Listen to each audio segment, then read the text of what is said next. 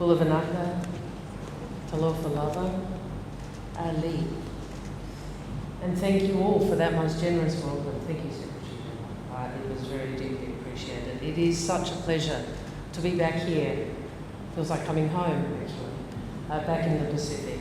And I'm really pleased to introduce you to an old friend and a new Assistant Minister for Foreign Affairs and Trade, Matt Thistlethwaite, who brings deep experience and a love of ocean to his role. To Secretary General Wonga and your team here at the Pacific Islands Forum Secretariat, thank you for having me again. To members of the Fijian government, particularly my friend, the Assistant Minister for Foreign Affairs, Minister Leonora, to other senior officials of the Fijian government, to members of the Diplomatic Corps, it's lovely to see you, and members of the media, and to all of you ladies and gentlemen. As we do in Australia, I'm just going to get rid of these tissues. As we do in Australia, I also like to acknowledge the traditional owners of the land on which we meet, the Vanua of Suva, and to pay my respects to elders past and present. I was very honoured today to meet with the chair of the GCC, Ratu Viliami Seru-Bakula, and to congratulate him on the important occasion of the Great Council of Chiefs Complex, the meeting house being reopened today, an auspicious moment for Fiji. 3 years ago, it's almost to the day, I stood here. I think it was actually in the night, a nighttime meeting, a nighttime event. And I had the privilege of visiting Suva and my first bilateral visit as Australia's Foreign Minister. And you invited me to give my very first speech as Foreign Minister, right here, the heart of Pacific regionalism. It was a great moment. I still remember it. I also remember not being very well and coughing a bit, but it was, I'll always remember that, my very first speech as Foreign Minister here. And I'm really honoured to return re-elected as Australia's Foreign Minister to deliver my very first speech of this second term of the Labor government here again in the heart of Pacific regionalism. And I return with a mandate from the Australian people to continue our work together. 3 years ago, I promised that we would listen, I promised that we would learn, and I promised that we would act. And that is what we have done, and that is what we have tried to do. And I'm so inspired by what we have accomplished together, hand in hand, Australia and Pacific. We work hand in hand because we do share an ocean and we share a future. And we know that future is becoming more uncertain. The Pacific faces growing challenges, from climate change, cuts to global aid, and rules under strain. And none of us can solve these problems alone.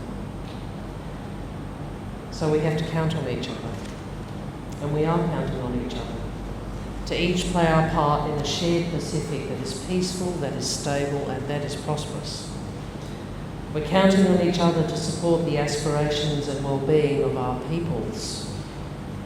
And in a more uncertain world, we are counting on each other to work together to make our region even more resilient.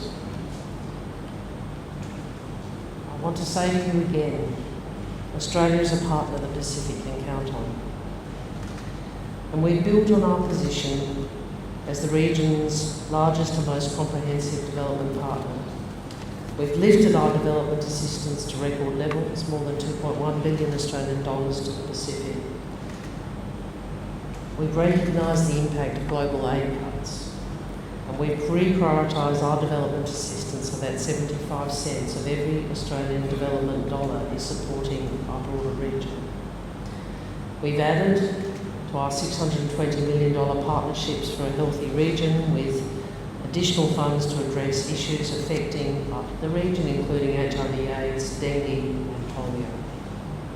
We've partnered to better integrate our economies, making it easier for people to move between countries, to live, to work, to study and for business and for tourism. We know 40 years of tariff-free access to Australia has helped contribute to the prosperity of the Pacific. And I can promise you today that will not change. We have partnered to forge groundbreaking new agreements with Tuvalu, with Nauru and Papua New Guinea.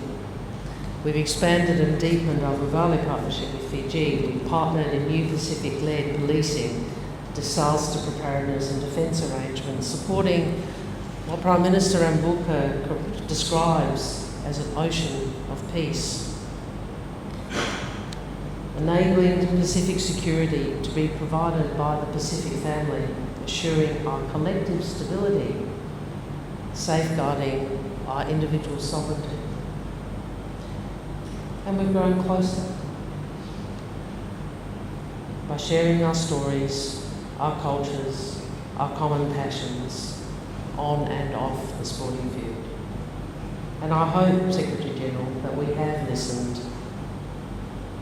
We have brought humility and respect to this, and that we have brought a very strong focus on Pacific institutions and Pacific-led solutions.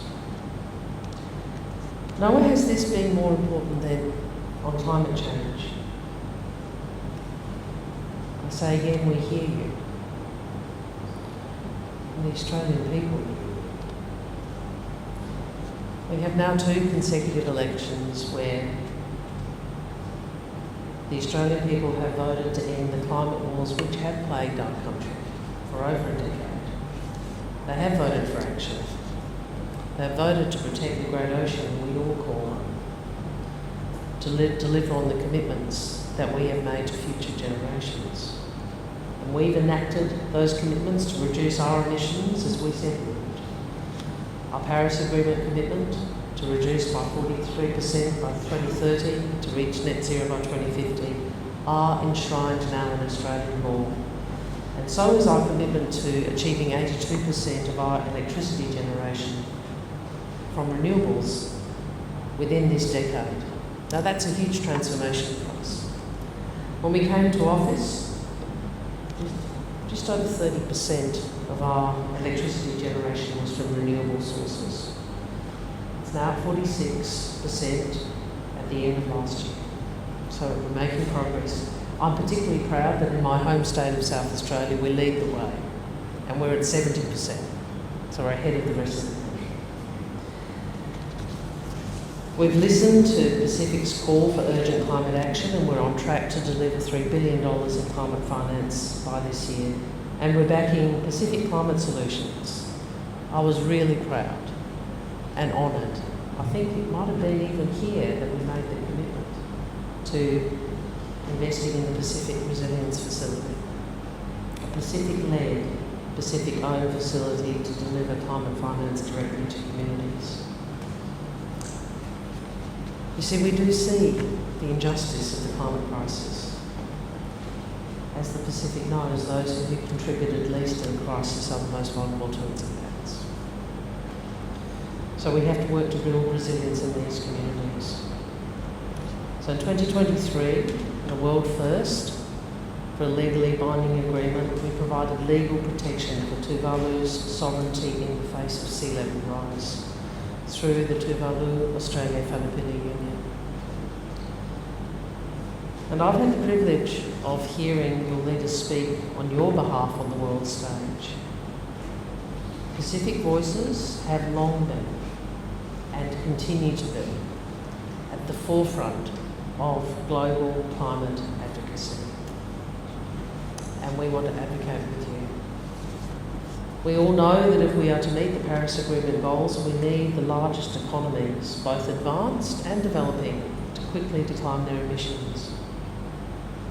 It's really clear from the science that to keep the climate targets in reach that matter to all of us, we need all of the world's largest emitters to do their part, historical and current major emitters. Nobody has more authority in making that call than you. So I would urge the Pacific to continue to use your voice, your moral authority, to bridge the divides, to bring the global north and the global south together, and to unify us in our mission to preserve our planet. Next year, we hope that a COP31 hosted by Australia and the Pacific gives that platform, and that we can have the honour of standing with you in demonstrating the urgency of this crisis to the world.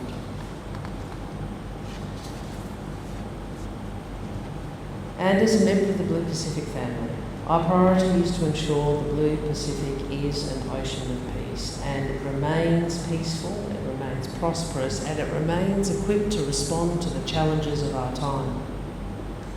And that is why we have worked closely with our regional counterparts to help the Pacific family stay united. And it is why we will continue to elevate Pacific voices on the issues that matter most to our region. And we aspire to continue to be a reliable partner, to respond to your priorities, to deliver quality infrastructure, skills, banking, and budget support. We want to continue to invest in locally led solutions to security challenges, including health and community safety, including cybercrime, corruption, and maritime security. And we want to continue to pursue greater integration of our economies, to provide and enable more opportunities for Pacific Islanders looking for jobs and economic options. And we want to continue to help goods and services to move across the Pacific and beyond by investing in aviation, in seaports, in road infrastructure, as well as banking and financial services, which is so critical to commerce.